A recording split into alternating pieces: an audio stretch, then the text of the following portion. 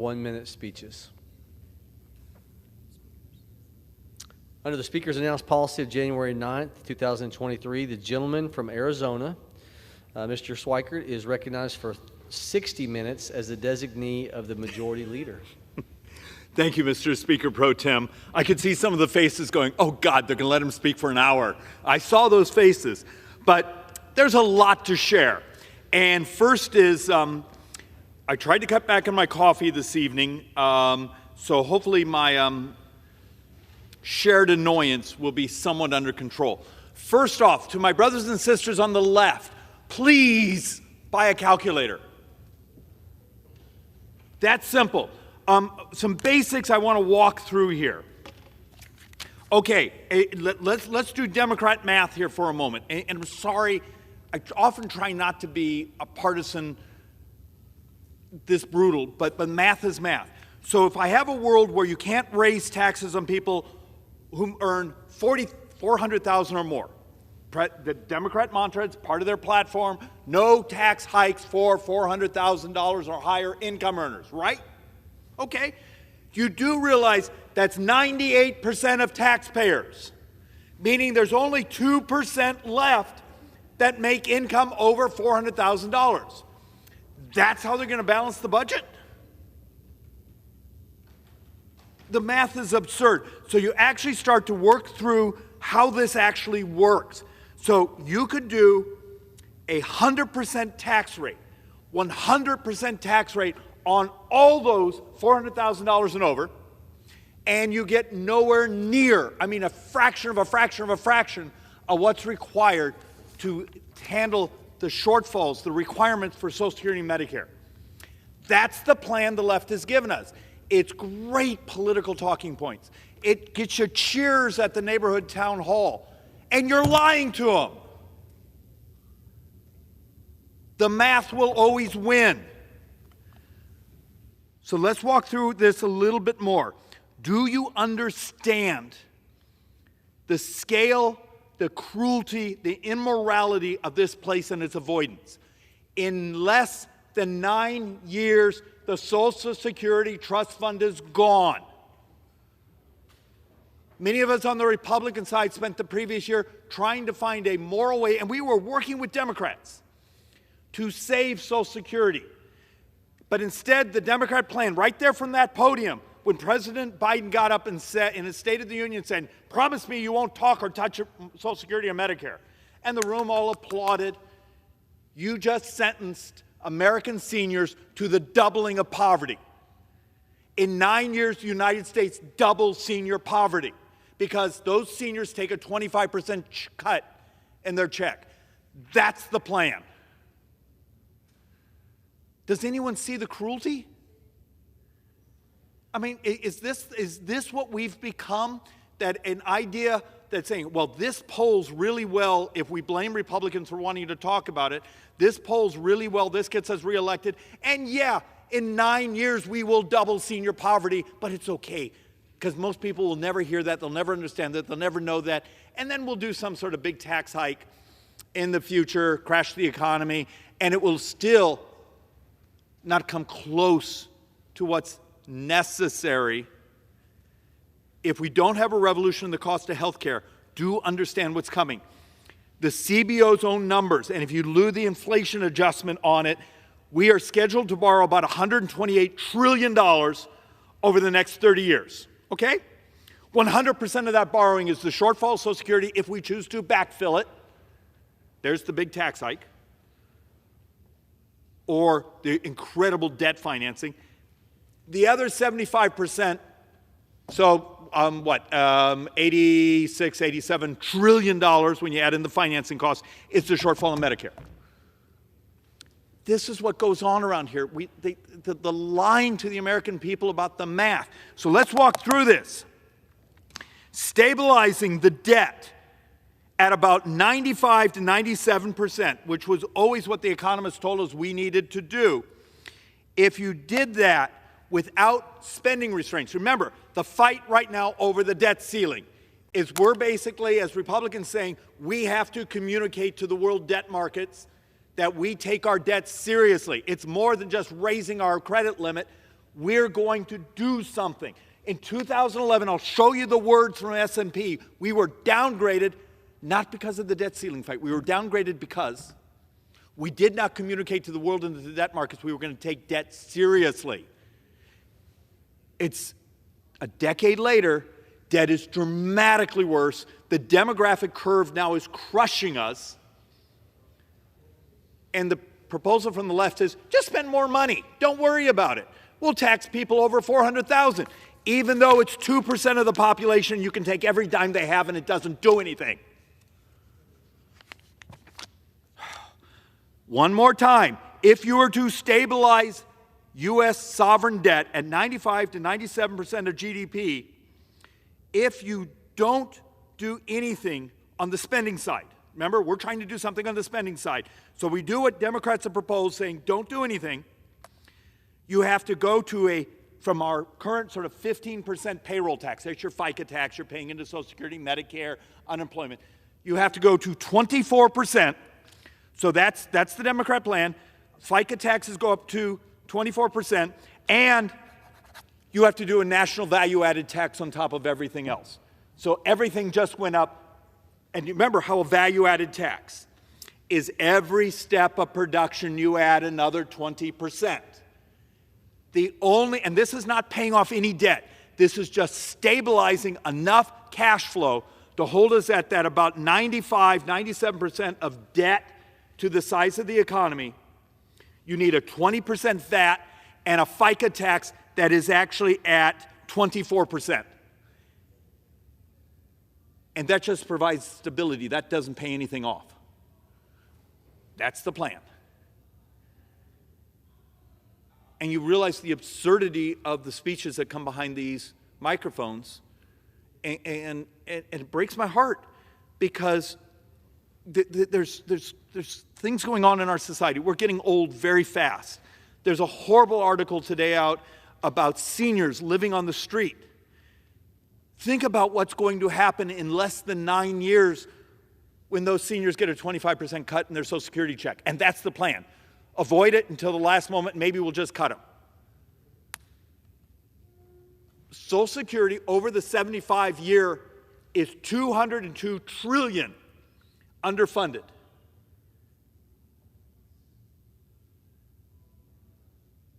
And the unwillingness here to tell the truth to the American people, we got old. We got, 67 million baby boomers. The end of the baby boom is calculated to be about 1964 births. So we got a few more years before they all are 65 into their earned benefits. And what is this place doing to grow the economy and crash the price of health care? Nothing, but we're going to have a theater around here about talking about the debt ceiling, and Republicans will actually want to bend a little bit of the spending. So we're scheduled to borrow, $21 trillion over the next 10 years, and we're talking about dialing back $4 trillion? And that's the end of the world. It shows you just how perverse this place is. And look, some of the other data, and I'm between 2020 and 2022, there's some $362 billion that's still left in the $5 trillion in stimulus. Remember, we went through that little thing called the pandemic. We basically spent like $5 trillion trying to mitigate its damage, keep the economy stable. Fine. There's about $362 billion that's unspent. Our really difficult proposal in our debt ceiling that the Democrats are screaming, oh, how dare you, isn't after the $362 billion. We're after 30 of it. Give us back 30 billion of that. It's 8% of the money. And it's the end of the world. Has our politics become that perverse here that we're willing to lie to the American people about the math, make up things, and destroy my children's future? Remember, I have a 10-month-old and a 7-year-old. Does my child have the right to live as well as we do? Because right now, CBO's math says in 24 years, U.S. taxes double. If any of you plan to be working 24 years from now, at that moment, your taxes will be double today. Corporate taxes, tariffs, all types of income taxes, everything will be double in the United States just to maintain current services. That's the math. The math will win, or we can just do what we do around here, pretend, oh, we'll just tax rich people. They don't have enough money. You can take every dime of every billionaire in America, and you cover what, about 16 months of borrowing, and then it's all gone? And that's what the brain trust here's ideas are. So let's, one more time, let's try to understand the reality, and there's actually some solutions that actually could be bipartisan. If you actually look at the math on what's going on in healthcare costs, on our brothers and sisters with diabetes, obesity in America. Do you know if you just took those two things on, you could actually make a major, major impact on borrowing and spending, economic growth, and just plain morality of our brothers and sisters out there who are dying at shockingly young ages. I don't know if I brought the chart. We'll see if I have it here, of what's happening to prime age working males. And the fact that longevity in America is going backwards the last couple of years. And when you dial into it, obesity, drugs, car accidents, suicides, firearms, we got a sick society. I'm going to show you a board in a little bit that says in less than 18 years, the United States has more deaths than births. Half the states today have more deaths than births. It's math. Demographics drive the budget. The budget is on a calculator,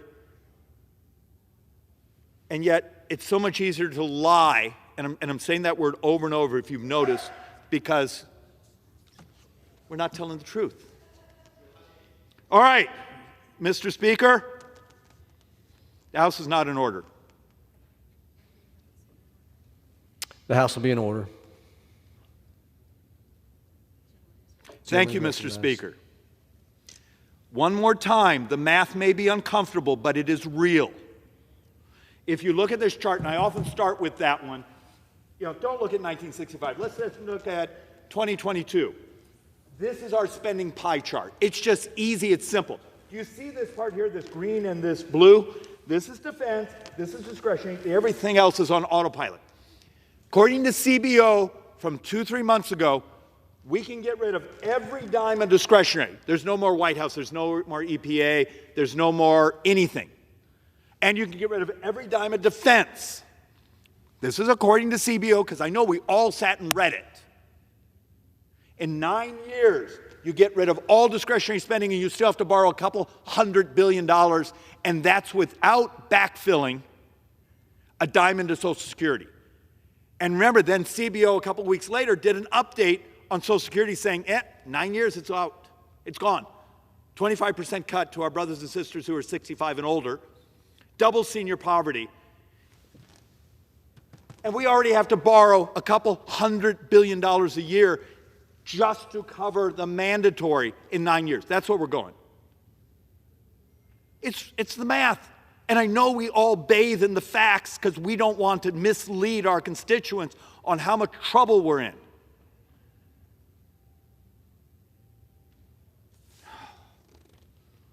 So one more time, the debt ceiling fight. Did anyone go and pull up their copy of the 2011 Standard & Poor's report?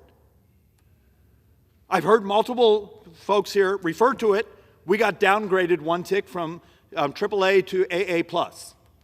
Read the report. It was not about the debt ceiling fight. It basically clearly says it's because we provided no vision of what we were going to do about U.S. sovereign debt. We're a decade later, and the numbers are dramatically worse.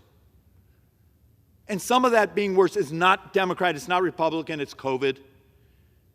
It's demographics. It's the number of missing Americans in the labor force. We have about 3.5 million workers that have just disappeared. But understand, there's a number of us who believe if tomorrow we just said, clean debt ceiling, just keep borrowing money, we get downgraded. It happened in 2011.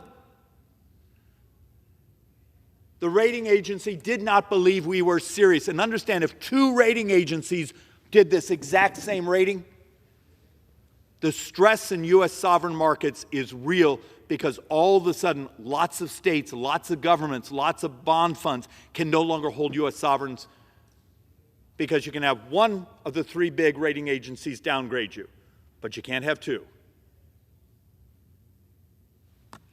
Has anyone picked up the damn phone and called S&P, Moody's, and said, hey, if we just keep borrowing money and provide no vision?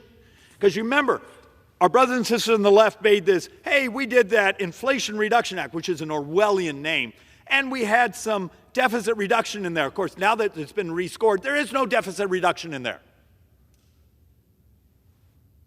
I'm going to show you the receipts coming in, the additional actual cost of the grants and giveaways on the green energy. It doesn't reduce the deficit.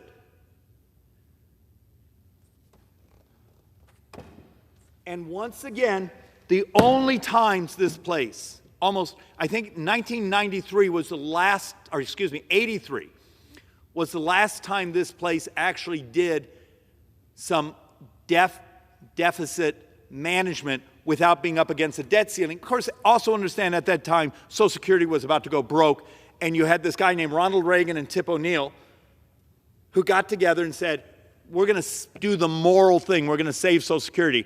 And they got together and did something on debt, deficits, and Social Security.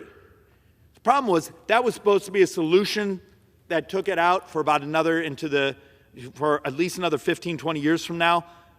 Something's gone horribly wrong. You also saw with the COLA that just happened in Social Security, where there's this 8-point plus COLA, we just lost an entire year of actuarial life in Social Security. That's one of the reasons it's now 9 years.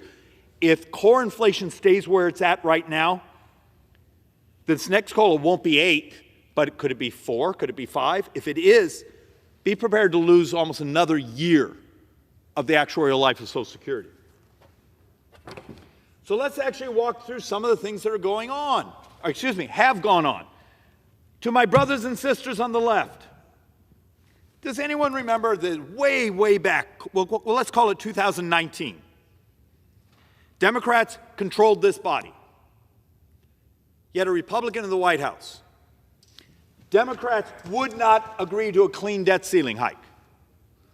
2019, I know that's a long distance for us to try to remember, but the requirement of the deal that finally was struck was $324 billion additional spending and the lifting of caps, which also raised about another $300 billion of spending.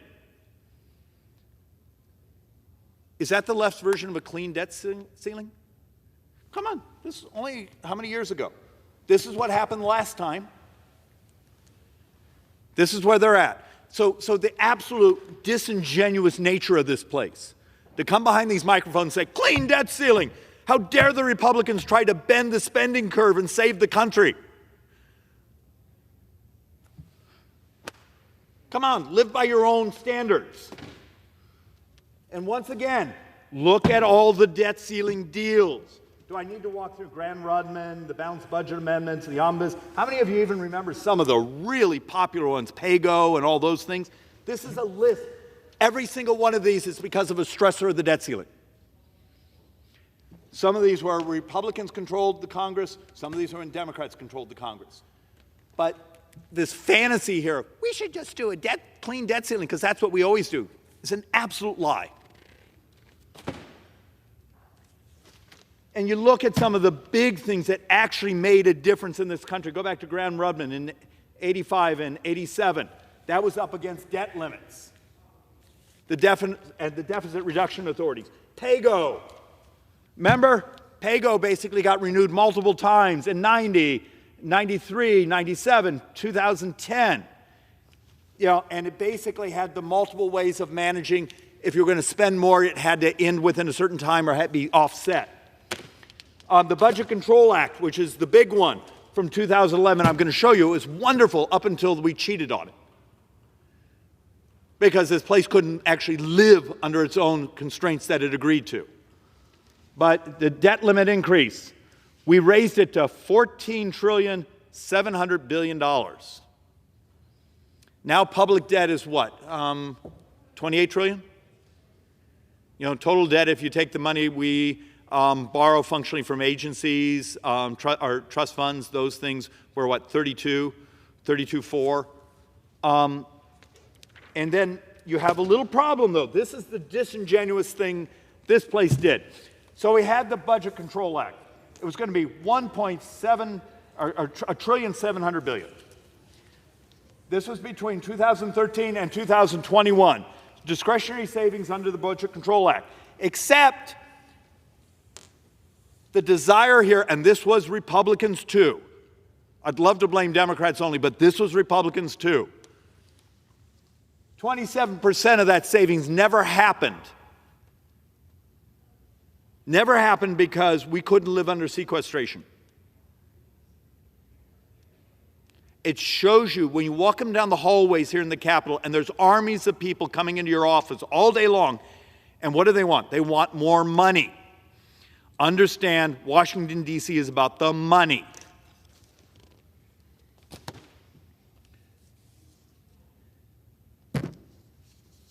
January 2020 to present, non-defense outlays are up 18.8%. Defense outlays are basically flat. So what's going on? We continue. Now, most of this is because the Democrat controlled, this is their desire. They pumped all sorts of new spending authorization. But now we have a little problem.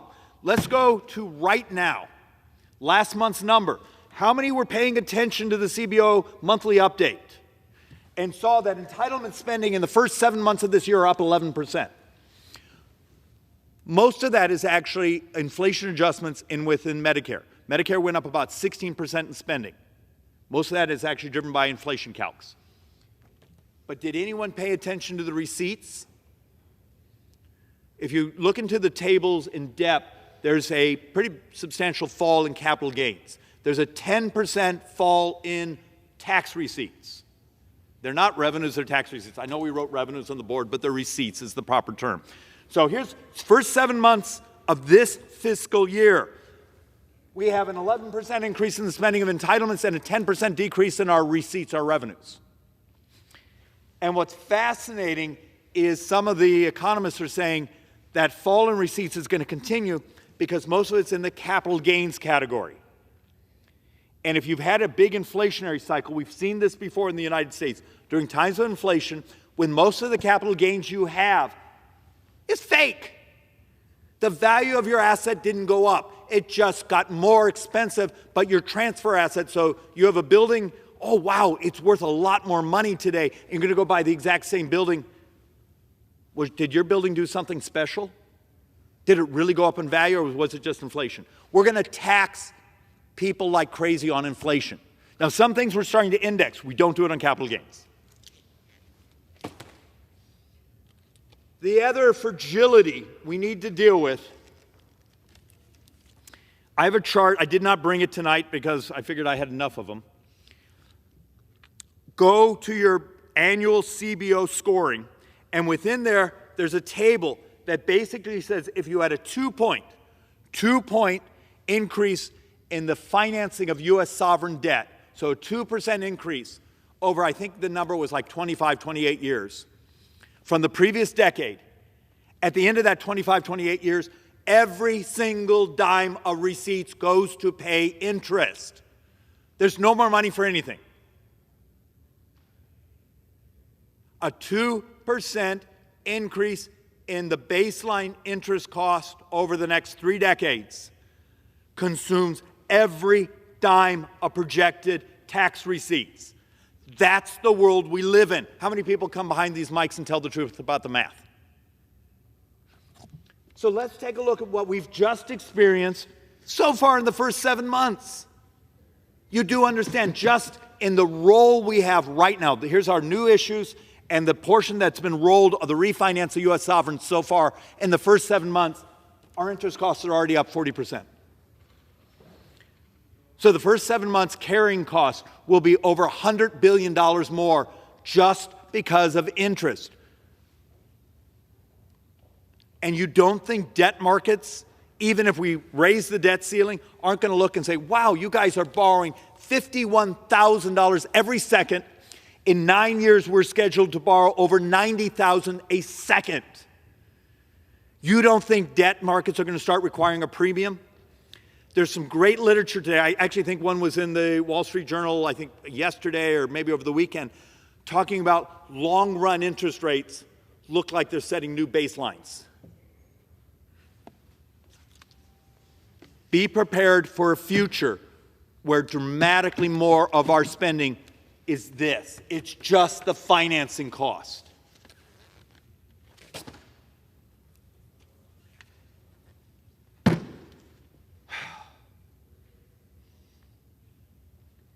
Revenues.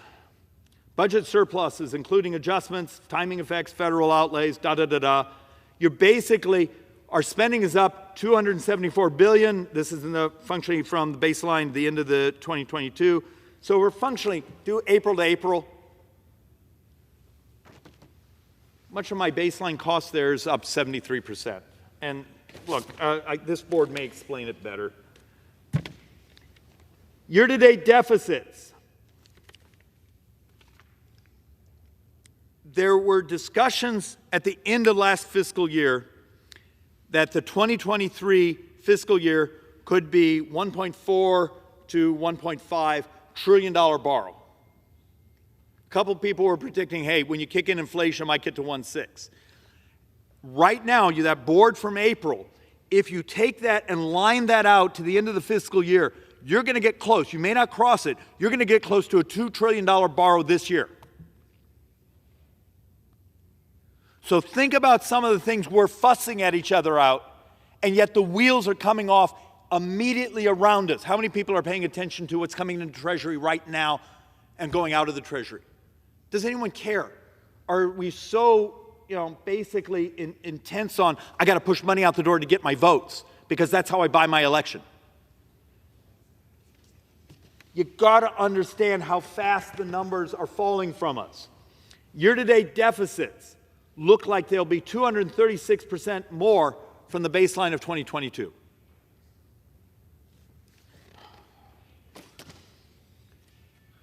Here's the chart I ran ahead of, but sort of working out the math. If I continue what happened in the April receipts and my April spending, if you carry it out, you're getting close to $2 trillion borrowed this year.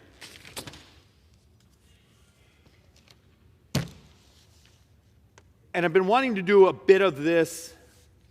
Government spending binges, not tax reform, has been the primary driver of U.S. sovereign debt to GDP. So there's a concept out there. And for anyone it geeks out on this stuff, if you have any idiot who basically says, it's tax reform.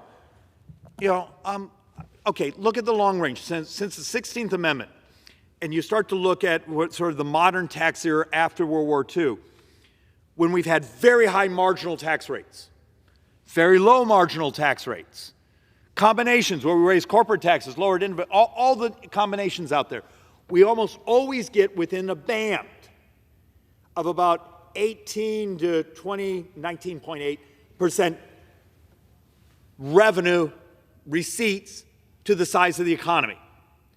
It's a magic number, but we have these charts when we've had these high marginal rates, low marginal rates, and for some reason, the tax receipts that come in stay within that band.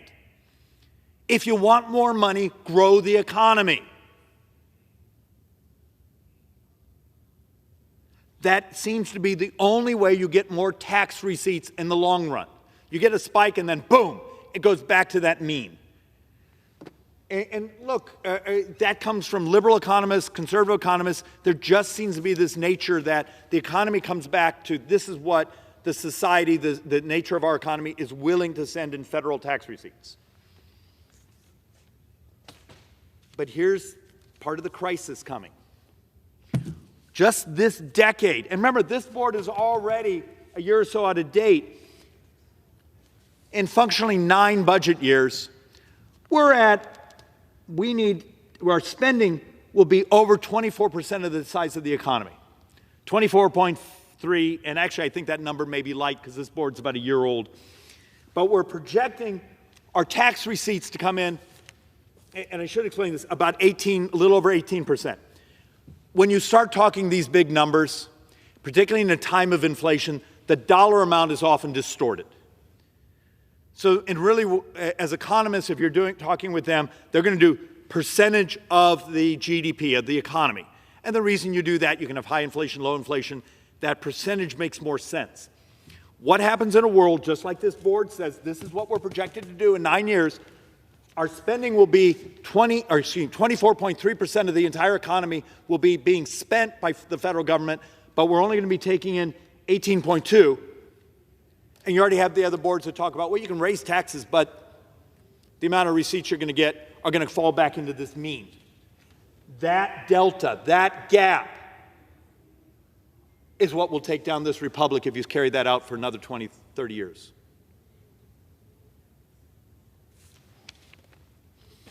So, now for the most uncomfortable board I'm going to show tonight, and this one, it's not Democrats, it's not Republicans, it's demographics. It's what we are. So, if I were to walk around the Capitol and knock on everyone's door, from the most liberal member to the most conservative to the most libertarian to rural urban, and said, for the next 30 years, what is the primary driver of U.S. debt?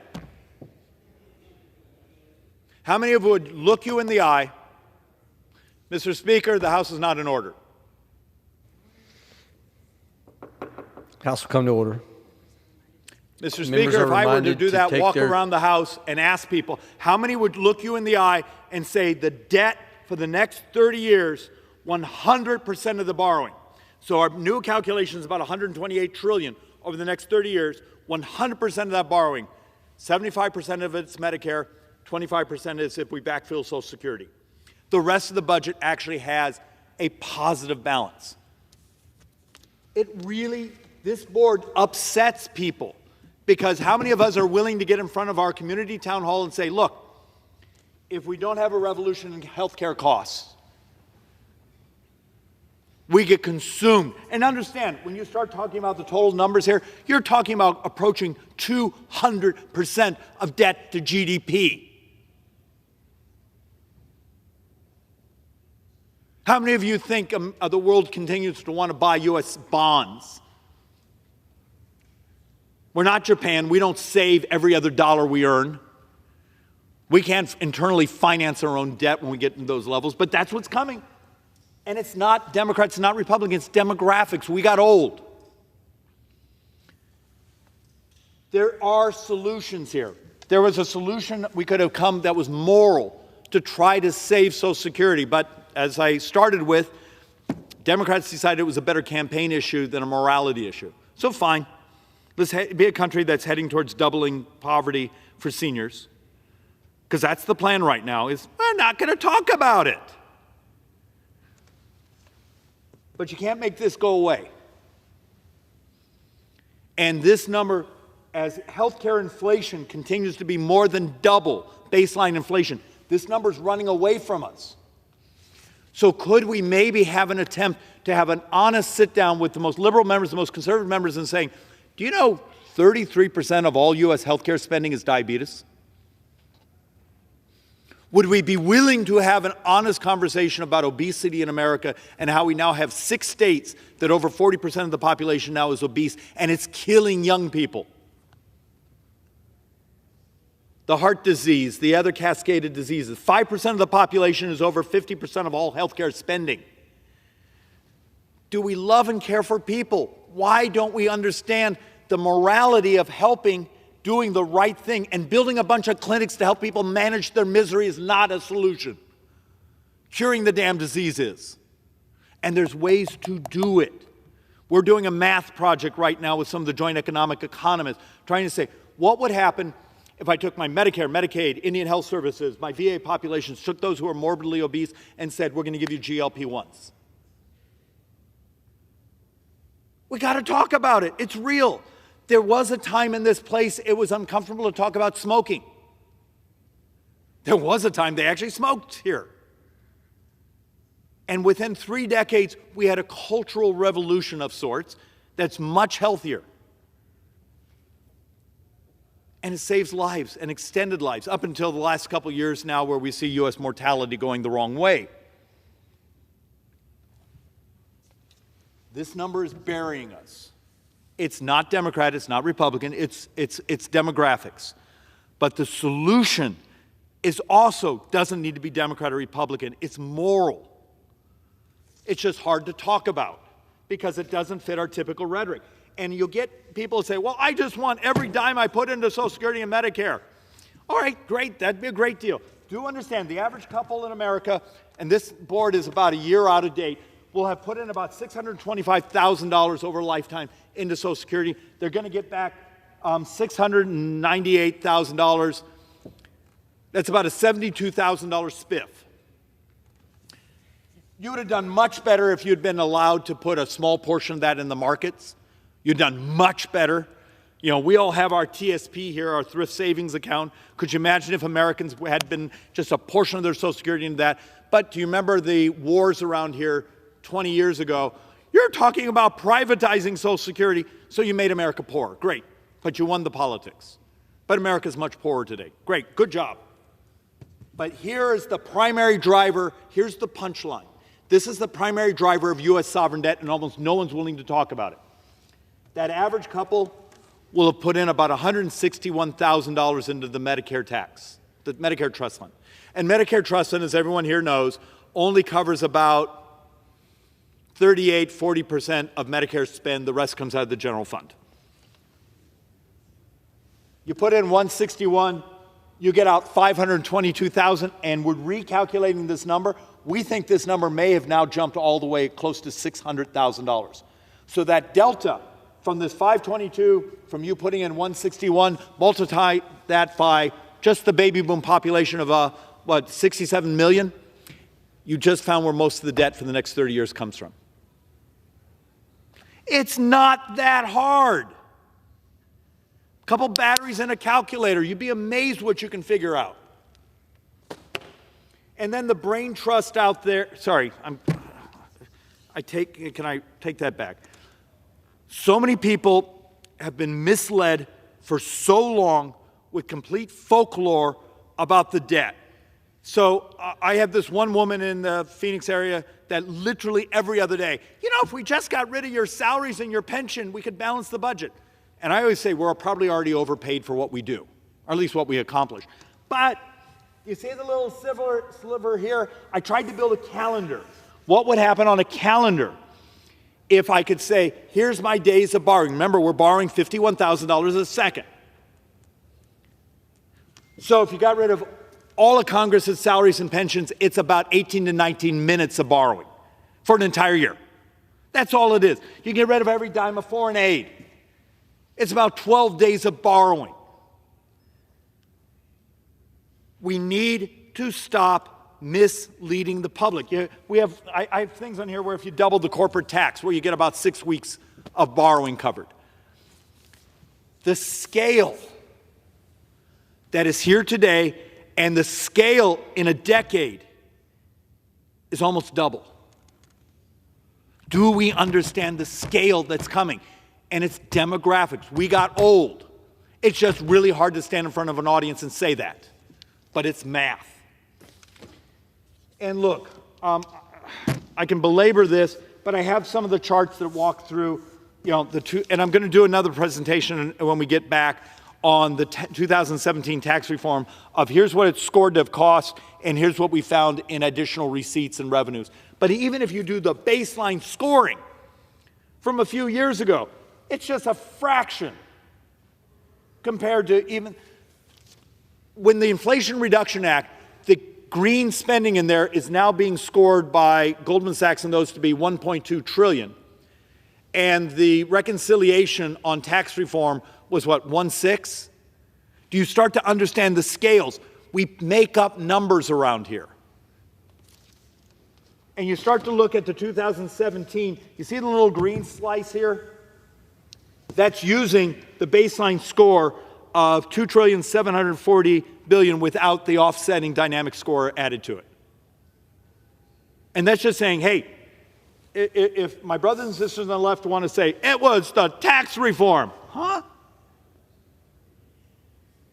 You do understand just the green energy grants, giveaways, credits, whatever the pop culture term is functionally half of everything that was in the tax reform if you use the base score without the dynamic effects. So back to demographics. End of the decade.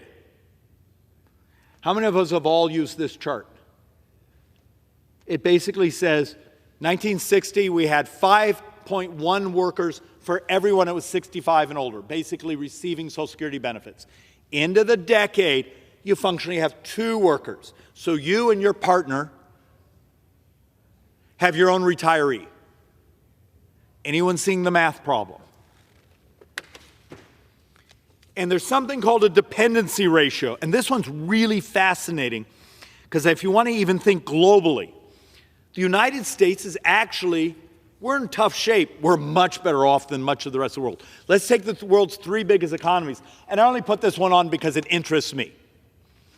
You see this line here? This is the dependency ratio is worker compared to those out of the economy, right? Do you see this line crashing down? That's China. China is about to just roll over. The numbers, there's never been a society, a major society, anything like this. It is going to be fascinating over the next couple decades what happens. There is an economic argument that many of the bad acts that you and I see that China engages in, or the investments or those things, is they're desperate to build annuities because their available worker population is crashing. And if even more interesting, do you know that youth unemployment in China is almost 20%?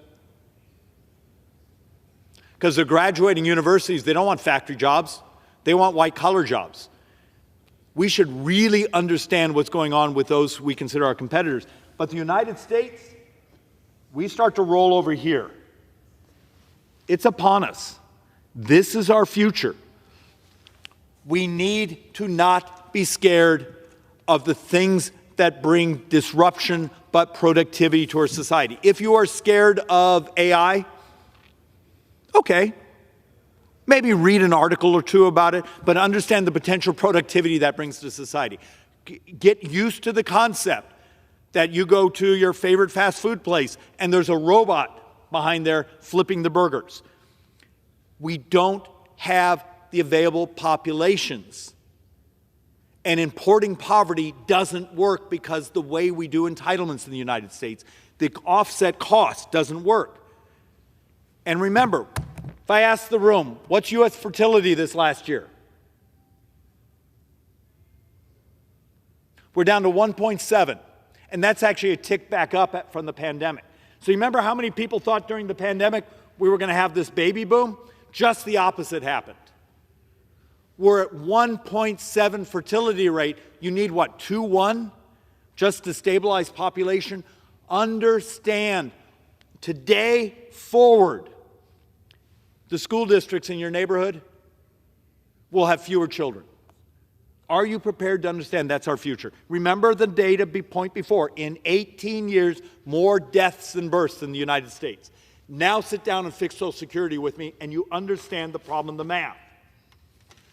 And this chart makes people upset, and it's math. If you take prime age populations, 25 to 64, functionally in, what's interesting, let's see, and that looks like it's about 8 years. So functionally the end of the retirement of baby boomers hitting 65. This chart basically says if you take the prime age working population, 25 to 64, 40% of our society will be over the 64, they'll be 65 and up. There's a chart that basically says in a decade or so, if you do from birth to the top end of the age scale, about 22% of the population in total will be 65 over. And if you do prime age, it's 40%. Is that Republican or Democrat? It's demographics. How much time do we spend around here talking about that?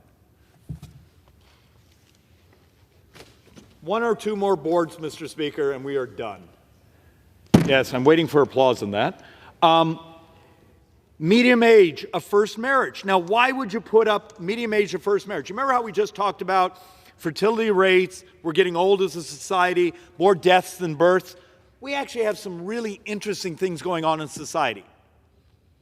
And no one here really seems comfortable to talk about it because you get attacked. But there's something wrong going on in society. We have some charts I did not bring today that talk about the number of males, females entering university life. And we have some major universities where males are graduating, not exactly, but almost half as much.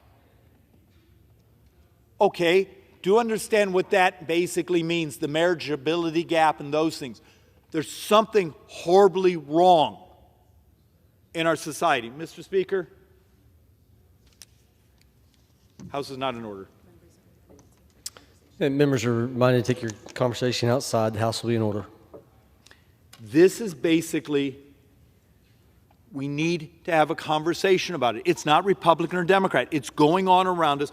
We may not be able to change it, but we need to understand what it means. Mr. Speaker, may I ask for how many minutes I have left?